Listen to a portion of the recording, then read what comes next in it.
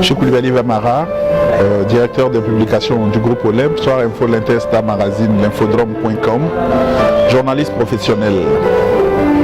Alors, est-ce que vous pouvez expliquer la raison pour laquelle vous êtes candidat pour le poste de président de l'UNJCI? Nous avons décidé de briguer le poste de président de l'UNJCI parce que nous avons constaté que depuis 3 ans, notre structure est en train de perdre de la vitesse. Par le passé, la seule évocation du nom de l'UNJCI suscitait beaucoup de respect, beaucoup de considération. Aujourd'hui, quand on dit UNJCI, on l'assimile à tout ce que vous savez, à tous les mots que vous savez. On parle de corruption, de détournement et que sais-je. Et donc, c'est pour cette raison que nous avons décidé, mon équipe et moi, nous avons donc décidé de briguer le poste de président de l'UNJCI pour pouvoir apporter, pour pouvoir donner à cette structure-là son crédit d'antan. Pour ce faire, nous avons donc permis aux journalistes ivoiriens de s'exprimer à travers un sondage et de dire ce qu'ils veulent de leur structure. Ils se sont exprimés et c'est sur la base donc de ce sondage-là que nous avons fait notre programme. Un programme qui a donc été fait par les journalistes eux-mêmes.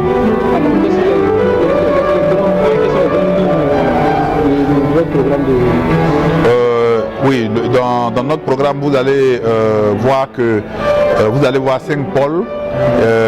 Il y a la formation, il y a le prix Ebony, il y a le fonctionnement même de l'UNJCI et puis il y a la question de la solidarité que nous allons donc développer. Dans ces différents pôles, il y a des petits points comme le projet immobilier, comme la mutuelle, comme l'entraide, comme la mise sur pied d'un cadre tripartite de discussion pour pouvoir apporter une amélioration donc aux conditions des journalistes, que ce soit d'une radio de proximité, des radios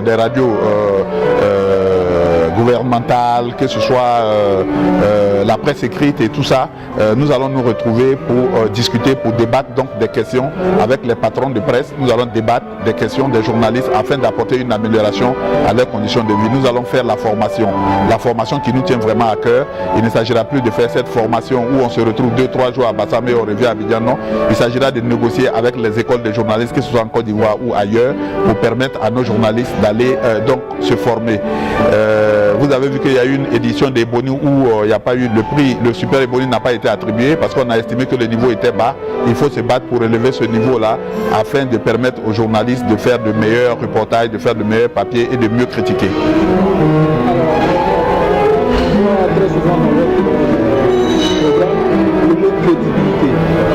Oui, vous êtes journaliste, vous êtes censé savoir que l'UNJCI, avec tout ce qu'elle a connu comme scandale, des scandales avérés, et donc a perdu un peu de son image, son image a été ternie à travers ces choses-là.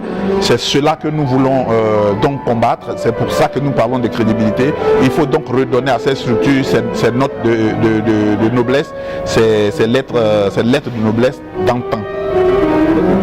Si vous êtes élu, quels seront vos buts? Nous avons promis la transparence aux journalistes de Côte d'Ivoire. Nous avons promis la crédibilité aux journalistes de Côte d'Ivoire. Si nous sommes élus, la première action que nous allons mener serait de nous rendre auprès d'une autorité de bonne gouvernance et de prêter serment. Prêter serment pour dire aux journalistes ivoiriens que si nous sommes coupables de quoi que ce soit, n'hésitez pas, interpellez-nous, nous allons rendre le tablier. Est-ce que vous avez un message à l'endroit de tous les journalistes qui vont se déplacer? Bien entendu, il faut que les journalistes, les journalistes viennent en grand nombre. Il ne s'agit pas de Vamara uniquement ou de Traoré Moussa uniquement. Il s'agit de l'UNJCI. Il faut que les journalistes viennent s'approprier leur association, leur union. Quand vous restez à la maison, les gens vont forcément décider à votre place. Donc j'invite tous les journalistes, membres de l'UNJCI, à effectuer de nombreux déplacements au ministère des Affaires étrangères pour poser tous les problèmes liés à l'UNJCI afin qu'ensemble on puisse trouver des solutions pour ne plus que l'UNJCI connaisse ce qu'elle a connu ces 3 dernières années. Je vous remercie.